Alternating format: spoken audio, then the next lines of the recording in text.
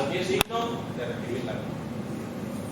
Al que es digno de recibir la gloria, al que es digno de recibir el honor, al que es digno de recibir la gloria, al que es digno de recibir el honor.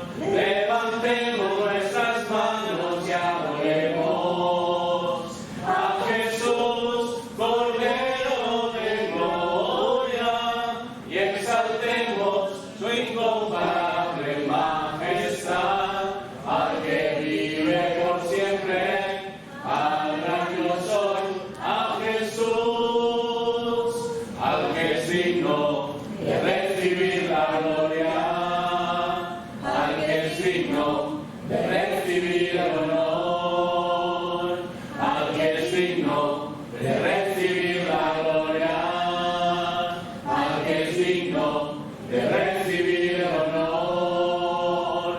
Levantemos nuestras manos y adoremos a Jesús, Cordero de gloria, y exaltemos su incomparable majestad, al que vive por siempre, al gran yo soy, a Jesús.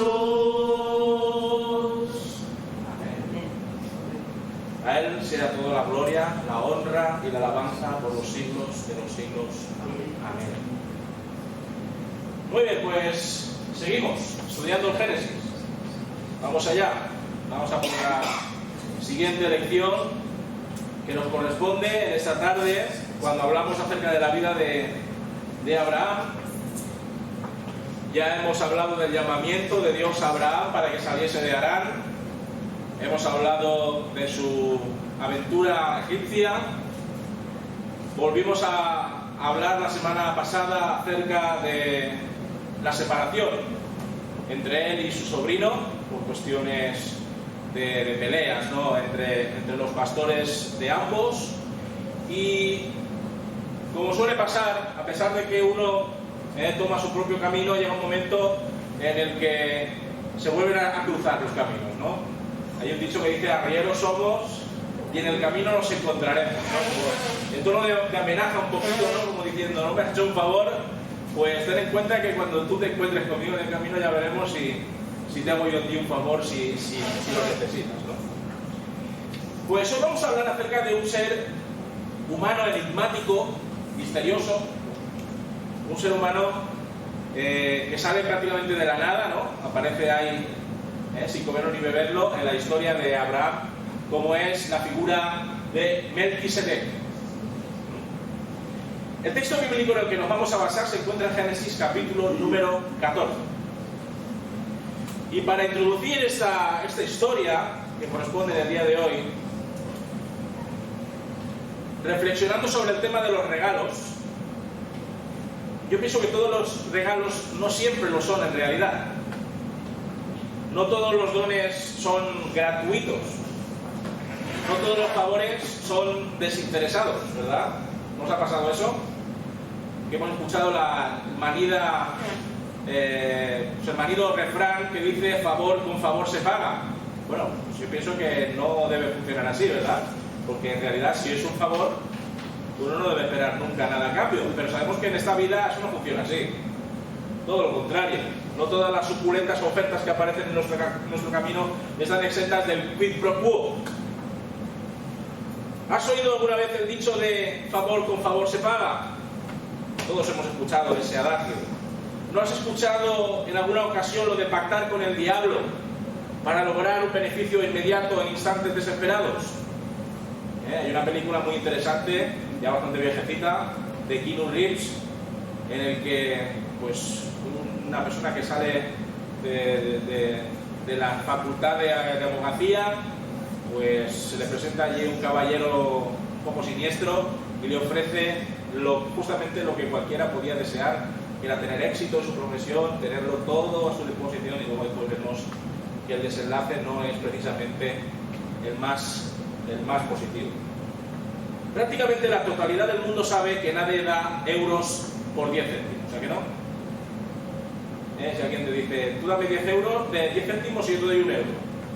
Dices, aquí pasa algo, aquí hay gato encerrado, aquí hay algo sospechoso, ¿no? Nadie da nada por nada. Es lo que nos enseña este mundo. Nadie nos da nada por nada.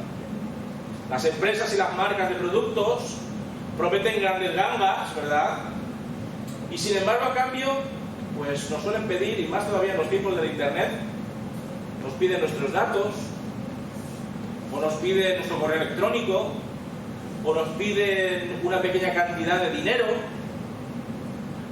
o unas futuras fidelizaciones, que es así como se le llama también al hecho de adquirir una oferta grandísima, y luego te das cuenta de que de oferta no tiene nada. La oferta no tiene nada a largo plazo. Por norma general, las personas suelen huyen de aquellas otras personas que les ofrecen cosas gratis, ¿verdad que sí? Y la sospecha siempre recae sobre aquellos individuos que parecen no pedirte nada, aunque en el fondo sabes que siempre habrá alguna clase de petición misteriosa. ¿Vale? Mira, te voy a hacer este favor, pero te tengo que dar algo. No, tú no te preocupes. No te preocupes hasta el día en el que llegan y dicen, ¿te acuerdas de aquel favor que te hice? Pues ahora me lo tienes que devolver.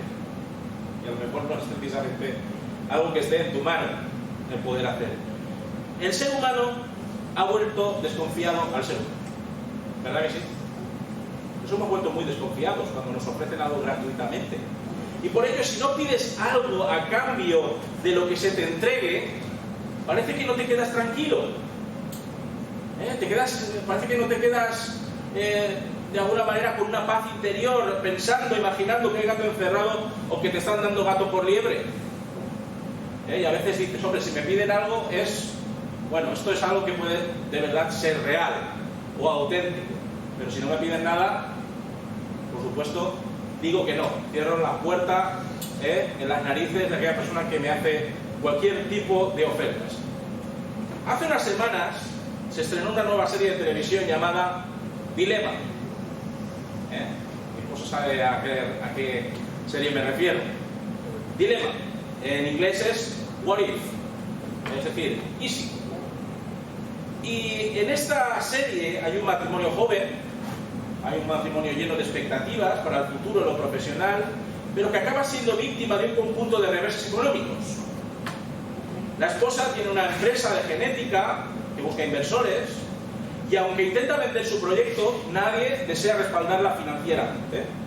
La empresa está al borde de la quiebra, el matrimonio debe devolver un préstamo que les hizo el padre de la esposa lo antes posible, y de repente, por casualidad, aparece una enigmática mujer en el lugar del trabajo del esposo, ofreciéndose a invertir una desorbitante cantidad de dinero a la empresa de la esposa. Claro, el que está viendo la serie dice, aquí huele a cuerno quemado. Pero vista la situación dramática por la que está pasando su esposa, el esposo le traslada la oferta. Mira, me ha pasado esto, me han dado esta tarjeta, si necesitas apoyo financiero para tu empresa, llama a este número porque hay alguien interesado en salvar un poquito el pellejo. Claro, al trascitarse las partes, la mujer misteriosa solamente pone una condición al trato de inversión. El esposo debe pasar toda la noche con ella. Esa es la única condición. La única. Como si fuera poco. Claro, este matrimonio idílico, aparentemente firme, parece resquebrajarse mientras intentan racionalizar esta condición que en principio les parece inasumible, pero con el paso de las horas empiezan a valorar como la solución de sus problemas. Y ahí se va desenredando toda la trama. Ese es el primer capítulo, así que si queréis verla, lo veis. Si no, tampoco perdéis mucho, ¿no? Pero porque luego al final, de lo que parece en principio a lo que es al final, pero bueno, en fin, eso ya son cuestiones ya estéticas de cada uno. Claro, al final, ¿qué sucede? El matrimonio, ¿qué os parece que va a decir a esta misteriosa señora? acaudalada. ¿Que sí o que no? Le va a decir que sí. El matrimonio se decide a tomar el paso de aceptar la oferta con la condición de que el esposo no hablará con su esposa sobre lo que haya de acontecer en esa noche que pasará con la mujer multimillonaria, y después firman un acuerdo. Claro, él se queda en ese mismo instante en el edificio que es propiedad de la siniestra mujer, mientras la esposa se vuelve a casa. Claro, cuando está aquella mujer allí sola en casa, empiezan a surgir los remordimientos y empiezan a hacer las suyas en la mente de esta mientras está en su hogar recordando lo que significaba ser un matrimonio fiel, y corriendo intenta invalidar el contrato. Claro, cuando llega ya es demasiado tarde, y cuando su esposo vuelve a casa por la mañana lo nota distante, lo nota irascible, lo nota desorientado. Claro, ella no le puede preguntar sobre lo acontecido la noche anterior, y en ese mismo instante uno nota cuando ve esta serie que algo se rompe entre ellos. Hay algo que se rompe ahí. La imagen de los ojos de la mujer misteriosa, ya para terminar ese primer capítulo de la serie, salen los ojos de aquella mujer misteriosa en primer plano para darnos a entender que ha logrado al fin destruir algo que parecía en principio inquebrantable: el amor de este hombre. Así son las cosas en muchas de las áreas de nuestra vida cuando estamos desesperados. Nos agarramos a un clavo ardiente, recurrimos incluso a vías inmorales y poco éticas para salir del atolladero. Pero lo que mucha gente no sabe, o lo sabe más tarde, es que quien realiza pactos con el diablo tendrá que pagar un precio mucho mayor de lo que pueda llegar a imaginar. Y cuando se dan cuenta de esa realidad, es demasiado tarde. ¿Qué tiene que ver esto con la historia de hoy? Preguntaréis. ¿Qué tiene que ver esto con la historia de Melquisedec? Pues, si vamos al texto bíblico, Abraham tuvo un episodio de esta clase. Pero antes de considerarlo, vamos a empezar por el principio, ¿vale? El narrador de Génesis inicia este nuevo relato sobre la vida de Abraham hablando de alianzas y guerras, de pactos y de rebeliones. Vayamos al texto, versículos del 1 al 4. Aconteció en los días de Amrafel, rey de Sinar, Arioc, rey de Elasar, Kedorlaomer, rey de Elam, y Tidal, rey de Goim, que estos hicieron guerra contra Bera, rey de Sodoma, contra Birsa, rey de Gomorra, contra Sinab, rey de Adma, contra Sepeber, rey de Zeboim, y contra el rey de Bela, la cual es Toar. Todos estos se juntaron en el valle del Sidim, que es el mar salado. 12 años habían servido a Kedorlaomer, y en el 13º se rebelaron. Esto es un poco de batiburrillo de nombres, ¿vale? Hay que leerlos con calma, con tranquilidad. Pues estos pueblos de los que nos habla el escritor de Génesis son los componentes de dos confederaciones predominantes en el área geográfica del Asia Menor en aquellos tiempos. La primera coalición, como leemos aquí, la formaban los babilonios o habitantes de Sinar, cuyo rey era Amrafel, o, como dice su nombre, como significa su nombre, el que habla de secretos. Lo componía también esa primera coalición los hurritas, o los habitantes de Arioc, en la Turquía actual, comandados por el rey Elasar, o también llamado rebelde contra Dios. O sea que fijaos que los nombres tienen su idea. También lo conforman los elamitas, procedentes de la moderna Irán, dirigidos por Kedorlaomer, o conjunto de gavillas, y los hititas de Goim, también en la actual Turquía, bajo el mando del monarca Goim. Bien, realizando la misma ruta que Abraham hizo para llegar a Canaán, esta coalición de pueblos fueron conquistando para sí toda la zona y venciendo a todos los pueblos que se les interponían en el camino hasta llegar a la península del Sinaí. ¿Sabéis dónde está la península del Sinaí? ¿No? Ese pico triangular que queda, digamos, entre lo que es el canal de Suez, ¿vale? Lo que divide África de Asia, ¿vale? Pues esa pequeña península, que se llama península de Sinaí, que tantos problemas también ha dado, sobre todo en la guerra de los 7 días, pues hasta esa península llega. nos dicen los versículos del 5 al 7 de este mismo texto que en el año 14 vino Kedorlaomer con los reyes que estaban de su parte y derrotaron a los refaítas en Astarot Carnaim, a los zuzitas en Am, a los emitas en Sabe Kiriataim y a los oreos en los montes de Seir hasta la llanura de Parán, que está junto al desierto. Después regresaron y llegaron a En-Mispat, que es Cades, y destruyeron todo el país de los amalecitas y también al amorreo que habitaba en Acezón Tamar. Bajo sus ejércitos, como vemos aquí, cayeron pueblos temibles como los refaítas. ¿Quiénes eran los refaítas? También llamados zuzitas por los amonitas y emitas por los moabitas. Pues eran los gigantes. Fueron destruidos por esta coalición, conocidos por su gran estatura. También fueron destruidos los oreos, no confundir con las galletas, estos con H, que vivían al este del valle del Rif, los amalecitas y los amorreos. Era una coalición, como podéis ver, tremendamente poderosa, y ante la cual nadie podía hacer más que rendirse y ofrecer vasallaje a menos que quisieran ser asolados o devastados. ¿Vale? Ya tenemos un mando, ya tenemos una coalición en juego. Después tenemos a continuación la Pentápolis, o la Confederación de Ciudades-Estado del sur del Mar Muerto. La conformaban, como hemos leído, Sodoma, muy conocida, ¿verdad?, esta ciudad, con el rey Bela, también conocido como el Pozo; Gomorra, con el rey Birsa, conocido por maldad; Adma, con el monarca Sinab, o padre de cambio; Zeboim, con su soberano Semeber, también llamado fortaleza; y Zoar, cuyo rey era Bela, o también más conocido como el destructor. Vamos, los nombres de los reyes eran como para ponérselos a cualquier criatura viviente. La cuestión es que esta confederación, como hemos leído al principio, fue vencida por la primera. Fue vencida, se convirtió en tributaria de estos invasores durante 12 años, hasta que se hartaron. Y ya está bien. Se hartaron y convinieron en rebelarse contra un ejército mucho más grande que el que podían disponer ellos.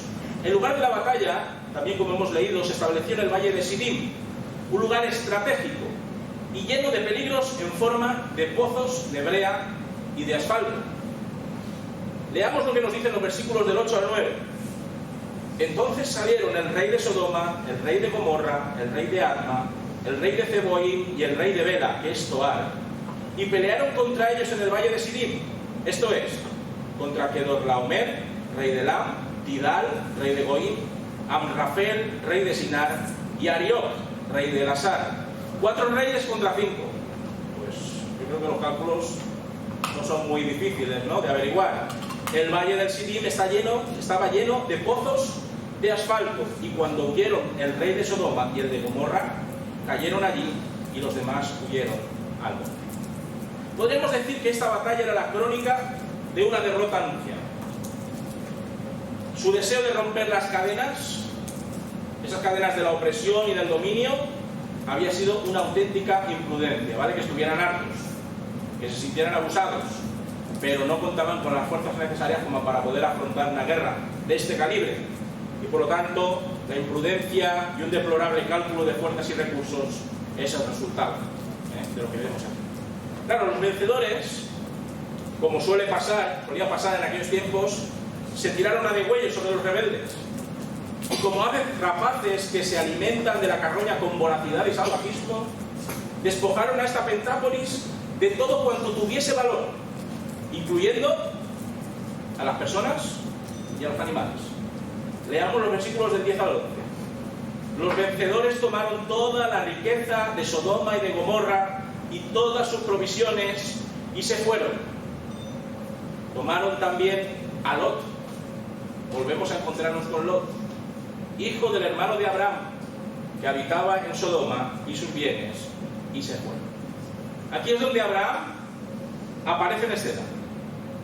Su sobrino Lot, aquel que creyó en el día de su separación que su situación iba a ser más próspera, iba a ser más halagüeña que la de su tío, aquel que vislumbró la riqueza de la tierra sin contar con la estulticia de sus habitantes, había sido tomado como prisionero, juntamente con su familia, todas sus posesiones, que no eran pocas, aquellas que había amasado en Egipto y en su nuevo hogar. Y claro, los vencedores, tras recoger el botín y aprovisionarse para regresar a su zona de influencia, habían dejado meridianamente clara su supremacía territorial como aviso para navegantes en el futuro. ¿Y cómo se entera Abraham? Esa es la pregunta. ¿Cómo se entera Abraham de la trágica suerte de su sobrino Lot? Vayamos al texto. Versículo número 12. Uno de los que escaparon fue y dio aviso a Abraham, el hebreo, que habitaba en el encinar de Mamre, el amorreo, hermano de Escol y hermano de Aner, los cuales eran aliados de Abraham. Abraham, aquí ya conocido como el hebreo, fijaos, Apiru, que es la palabra original, el hebreo o habitante de Hebrón, recibe las terribles noticias de parte de alguien que se había librado por los pelos de ser ajusticiado, de haber caído en algún pozo de brea o librado de ser hecho esclavo. Abraham se había establecido, como ya vimos la semana pasada, en el encinar de Mamre, comprando los territorios a un clan amorreo, que después sabemos que va a ser uno de los peores enemigos de Israel, pero en ese momento pues se llevaba bastante bien, por lo que hemos leído. Había pactado tener una buena relación con Mamre y con dos de sus hermanos, por lo que entendemos que Abraham era respetado, era considerado, era tenido en cuenta en estas regiones que todavía no habían probado la invasión de la Confederación que había sometido a la Pentápolis cananea. Al conocer los detalles de la derrota en el valle del Sidim y al saber que Lot había sido aprisionado junto con todas sus pertenencias, Abraham decide tomar cartas en el asunto, ¿vale? No dice, él ha elegido vivir allí, pues ahora que arree, ahora que se busque la vida. ¿Podía haber hecho eso? Claro que lo podía haber hecho. ¿Podría haberse mantenido al margen para evitar problemas mayores? ¿O podía haber hecho oídos sordos al relato del superviviente, apelando a que Lot tenía lo que se merecía? Pero no obstante, la llamada del corazón, la llamada de la solidaridad familiar lo impele a reclutar un ejército para rescatarlo de las garras de la esclavitud. Los preparativos, como vamos a ver en los versículos del 14 al 16, convierten a Abraham en un auténtico general de tropas. Un auténtico general. En un valiente caudillo hasta la médula. Fijaos, al oír a Abraham que su pariente estaba prisionero, armó a 318 criados nacidos en su casa y los persiguió hasta Dan. Cayó sobre ellos de noche, él con sus siervos, y los atacó y los fue siguiendo hasta Oba, al norte de Damasco. Recobró así todos los bienes y también a su pariente Lot, los bienes de este, las mujeres y demás gente. A simple vista, el ejército que pertrecha a Abraham no era gran cosa, por lo menos en comparación de las huestes triunfantes de Kedorlaomer y compañía, que era una confederación. Parece que eran fuerzas desiguales. De lo que no cabía duda era de que Abraham era una persona leal. Era leal. Y además era valiente. Ya vimos en Egipto que no era tan valiente, pero aquí en esta ocasión sí, parece que se repone un poco. Y aquí vemos también una cosa muy interesante, es que Abraham no hace leva de los criados o de los siervos adquiridos o comprados. Eso es algo que nos subraya aquí el autor. Sino que leva, es decir, recluta a siervos nacidos bajo su autoridad y cuidado, cuestión que avala su fidelidad a Abraham. Porque si es un esclavo comprado, imaginaos en el fragor de la batalla, ¿qué puede suceder? Que diga, esta es la mía, aquí te quedas. Pero al ser un esclavo que había nacido, que había sido criado, que había sido tratado prácticamente como alguien de la familia, pues iba a ser mucho más fácil que esa soldadesca fuese más leal, más fiel a Abraham.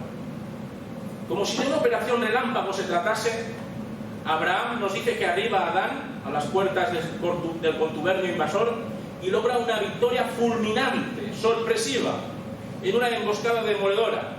Y tal es su empuje y brío que los echa incluso fuera de los límites de Canaán, a los territorios correspondientes a Damasco, ubicación de la actual Siria.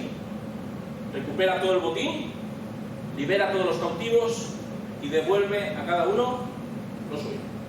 Y aquí no ha pasado nada. Pero sí había pasado, ¿verdad? Sí que había pasado. Seguramente Lot estaría el pobre traumatizado. Al regreso, Abraham recibe la visita de dos reyes. Dos reyes completamente diferentes el uno del otro, tanto en sus actitudes como en sus intereses. Le visitan Bera, rey de Sodoma, y le visita Melquisedec, el rey de Salem. Leamos, versículos del 17 al 20. Cuando volvía de derrotar a Kedorlaomer y a los reyes que con él estaban, salió el rey de Sodoma a recibirlo al valle de Sabe, que es el valle del rey. Entonces Melquisedec, rey de Salem y sacerdote del Dios Altísimo, sacó pan y vino y lo bendijo diciendo: bendito sea Abraham del Dios Altísimo, creador de los cielos y de la tierra, y bendito sea el Dios Altísimo, que entregó a tus enemigos en tus manos, y le dio a Abraham los diezmos de todo. El primero que sale a su encuentro, ¿quién es? El rey de Sodoma. Primero que sale a este valle, al valle del rey cerca de Jerusalén, es el de Sodoma, del que vamos a hablar ahora después. El segundo es un monarca misterioso, que se llama Melquisedec. A un chico de la iglesia de la Ilusión pusieron ese nombre. Melquisedec. Melqui para los amigos. Muy curioso. Pues este Melquisedec significa su nombre Rey de Justicia. Conocedor de la hazaña de Abraham, se presenta ante este para rendirle homenaje y agradecerle su inestimable ayuda, y lo hace a través de varios elementos simbólicos como son el pan y el vino, la vida y la alegría, y por medio de una bendición sacerdotal repleta del reconocimiento del poder de Dios y de honor a Abraham, da paso a la adoración. Es curioso que un rey de esta zona, entregada casi por completo al paganismo y la idolatría, fuese adorador del Dios vivo de Abraham. Fijaos, es curioso. Algunos sugieren, y aquí vienen todas las teorías de quién era este tal Melquisedec, algunos sugieren que el Melquisedec era el mismo Sem, el cual, a tenor de las matemáticas genealógicas, pudiera estar todavía vivito y coleando. Pues sabéis que vivió más de 900 años. Otros insinúan que este Melquisedec era una cristofanía. ¿Qué es una cristofanía? Pues una aparición de Cristo. Algunos piensan que era el mismo Cristo que se le apareció en ese momento a Abraham. Claro, cualquiera de estas dos explicaciones carece de sostén bíblico, aunque parezcan muy bonitas, muy interesantes, pero no tienen base bíblica. Por lo que es mejor entender que era una persona de carne y hueso, ¿vale?, descendiente del maldito Canaán, hijo a su vez de Sem, que reinaba sobre la ciudad de Salem. Y ya está. A veces queremos ver cosas donde no las hay. Abraham, por revelación de Dios, asume que Melquisedec es un sacerdote ordenado divinamente y que a él es preciso entregar el diezmo del botín que se había recobrado, como señal de que su mano, la mano de Abraham, había sido reforzada por parte de Dios. Y ahora viene de lo que estábamos comentando sobre la serie El Dilema. Ahora viene la prueba del éxito, podríamos decir. La prueba que dictaminará qué clase de persona es Abraham. Fijaos, versículo número 21. Ahora viene el rey de Sodoma. Entonces el rey de Sodoma dijo a Abraham: dame las personas y toma para ti los bienes. Cualquiera de nosotros diría: qué bien, ¿no? Fantástico, va para mí. A diferencia de Melquisedec, y aquí es importante hacer un contraste, ¿no?, entre estos dos reyes. A diferencia de Melquisedec, que agradece su labor libertadora, que confiesa en adoración la intervención de Dios en esta victoria, Bela va directamente al grano. Sin bendiciones, sin honores, sin agradecimientos, sin confesión de la ayuda de lo alto. Bela quiere que Abraham le devuelva a las personas, como si Abraham las quisiera para engrosar su plan, y para ello le quiere compensar con las posesiones rescatadas. El interés oculto que hay en su corazón, si lo pensamos bien, es parte de la tentación que Satanás despliega ante Abraham. Sin embargo, Abraham, como podemos ver aquí, había aprendido algunas lecciones de vida. Y por lo tanto aquí vemos que no es ni un imprudente ni un insensato. Sabe de qué va la película y tiene la corazonada de que quedarse con el botín va a ser algo que va a condicionar su libertad de acción y su fama de persona magnánima. Podría apropiarse de una gran cantidad de riquezas de forma legítima, pero moralmente esto podía llegar a pasarle factura. Siempre habría alguien, siempre habría quien diría que se había aprovechado injustamente de una coyuntura ciertamente dramática. La respuesta que ofrece Abraham a Bela es contundente y me encanta cómo es Abraham aquí en este instante, ¿vale? En otros instantes hay que cogerlo con pinzas, pero aquí fijaos lo que dicen los versículos del 22 al 24. Respondió Abraham al rey de Sodoma: he jurado a Jehová, Dios altísimo, creador de los cielos y de la tierra, que ni un hilo, ni una correa de calzado tomaré de todo lo que es tuyo, para que no digas, yo enriquecí a Abraham, excepto solamente lo que comieron los jóvenes. Pero los hombres que fueron conmigo, Aner, Escol y Mamre, ¿recordáis? Los amorreos, con los que había hecho una serie de pactos, sí tomarán su parte. El juramento solemne que Abraham ha hecho delante de Dios es lo suficientemente claro, lo suficientemente firme, como para que existan equívocos. Su actuación militar no ha ido encaminada a quedarse con lo que no le pertenece. Eso no es lo que motivaba su acción militar, sino que lo que, digamos, de alguna manera motivaba o fundamentaba su actuación era liberar, sobre todo a su sobrino, a su familia, del terrorífico mundo de la esclavitud. Abraham no necesita nada que no se haya trabajado, que no se lo haya currado, como se dice vulgarmente, ¿no? En lo que haya puesto fe y esfuerzo. Y por lo tanto, nos dice aquí el texto que solamente aceptará el abastecimiento alimentario que necesita para sus jóvenes soldados, que mínimo. Eso es lo mínimo que habría que ofrecer a todos los que se han jugado la piel. No quiere que después vayan por ahí diciendo, esto no pasa nunca, ¿verdad? Que nunca pasa. No pasa nunca. ¿Qué va? Que por ahí vayan diciendo lo que no es. Que Abraham sea un aprovechado, que sea una persona miserable que se nutre de la desgracia ajena, que sea un individuo que tiene lo que tiene porque el rey Bela se lo dio generosa y graciosamente. Y eso Abraham dice que por ahí no. Por ahí no va a pasar. Abraham rompe con la tentación y se muestra satisfecho simplemente por el hecho de haber sacado del atolladero a su sobrino Lot. Claro, Aner, Escol y Mamre, que son solo sus aliados y que nada tienen que ver con sus principios y valores morales y éticos arraigados en la voluntad de Dios, pues tomarán lo que les corresponda en buena ley y gracias a su empeño y coraje, que es lo justo.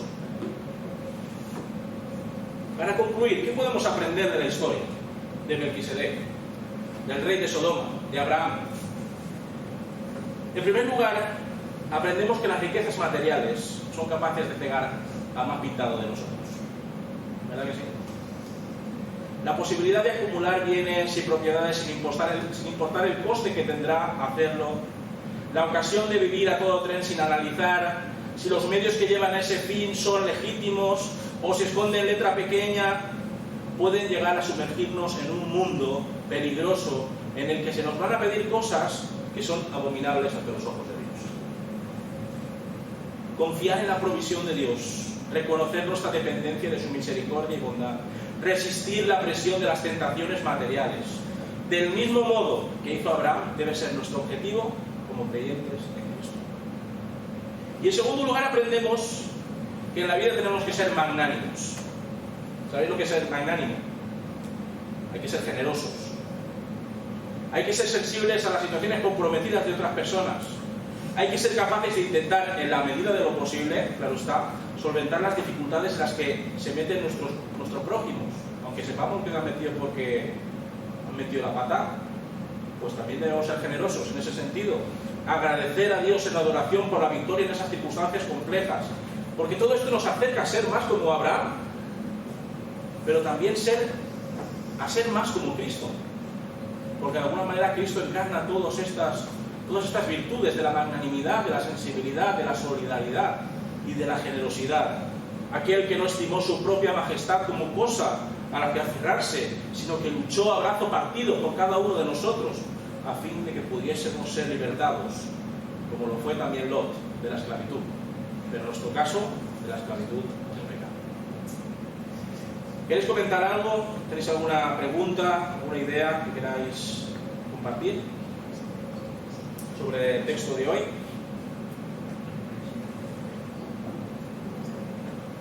¿Todo correcto? Muy bien.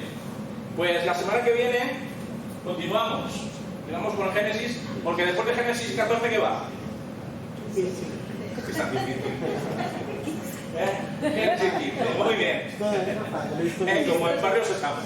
Como en Barrio Sésamo, ¿no? Después del 14 va el 15. Muy bien. Pues la semana que viene vamos a hablar de promesa. Una promesa muy grande. Es tan grande que nos alcanza a nosotros. Una promesa que, aunque se hizo a Abraham, nos toca de lleno a cada uno de nosotros. ¿De acuerdo? Así que Génesis 15, ir leyéndolo, y ahí veremos que tiene que ver ese cielo estrellado para esta promesa que el Señor está a punto de darle a Abraham. Muy bien, pues terminamos cantando nuestra doxología particular de los jueves, y pedimos, como siempre, porque a veces se nos llena la boca siempre de pedir y pedir, pero es que todos los días necesitamos más del Señor. Queramos que no, pero necesitamos más y más de Cristo, más de su poder, más de su presencia, más y más de Él. Nunca nos cansamos, ¿verdad que no? Yo no me canso de querer más de Él. Más fácil que se canse de mí que yo me canse de Él.